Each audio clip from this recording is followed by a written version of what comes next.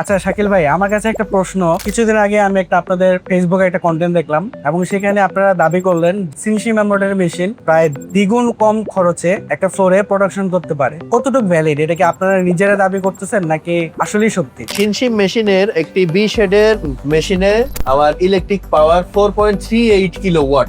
আমার দাহো main motor capacity 3.7 kilowatt. তো আমি যখন মেশিনটা প্রথমে স্টার্ট করব, অতিরিক্ত কস্ট হিসাবে 4.38 সর্বোচ্চ পাওয়ার লাগবে। মেশিন যখন রানিং হয়ে যাবে 15 মিনিট পর থেকে মেশিনের 3.7 কিলোওয়াট বিদ্যুৎ প্রয়োজন হবে। এই সেম মেশিন অন্যান্য ব্র্যান্ডের মেশিন হলে 6.5 কিলোওয়াট বিদ্যুৎ কস্ট লাগবে। সেখানে 6.5 কিলোওয়াট শুধুমাত্র স্টিকারে, কিন্তু বাস্তবে আমি যখন মিটার ধরে শো করব সেই টাইমে দেখাবে 7 থেকে 7.75 পর্যন্ত যেতে পারে। আর অন্যান্য মেশিনের ক্ষেত্রে রিফারবিশড বডি, সমান্তরাল ভাবে সেই মেশিনটা একটা ফ্লোরে বসে না।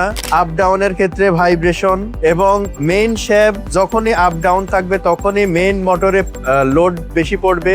আর সব থেকে বেশি পাওয়ার লসের কারণ হচ্ছে 8 থেকে 10 বছরের পুরাতন রিফারবিশড কন্ট্রোল বক্স এবং মোটর ব্যবহারের কারণে মানে অদৃশ্যভাবে এই বিদ্যুৎ আমাদের চোখের সামনে দিয়েই লস হচ্ছে। এটা মানে অনেকেই ক্যালকুলেটিভ বইতে দেখে না। মেশিনের যে ইলেকট্রিক পাওয়ার কনজাম্পশনটা কমাবে সেই R&D এখনো তারা তৈরি করেনি। আমাদের সিনশিম মেশিনের অন্যান্য মেশিনের থেকে বিদ্যুৎ খরচ কমের একটা যুগান্তকারী উদাহরণ হচ্ছে আমরা সব সময় দাহর একদম লেটেস্ট প্যানেল বক্সটা ব্যবহার করি, লেটেস্ট সফটওয়্যার। আর একটা হচ্ছে আমাদের বডি অটোমেশন, বডির কারণে নো ভাইব্রেশন, জিরো ভাইব্রেশনে মেশিনটা চলে। আর একটা হচ্ছে আমাদের যে 3 সার্ভোর যে গিয়ার বক্স, এই গিয়ার বক্স অন্যান্য মেশিনের থেকে অনেক আপডেট, স্মুথ এবং এই গিয়ার বক্সের কারণে এই সার্ভো মোটরটির পাওয়ার লোড কম পড়ে। তাহলে আপনারা বুঝতেই পারতেছেন বর্তমান প্রতিযোগিতার মার্কেটে ওভারঅল ফ্যাক্টরি কস্ট কমানোর জন্য লেটেস্ট টেকনোলজির মেশিন বাছাই করতে হবে।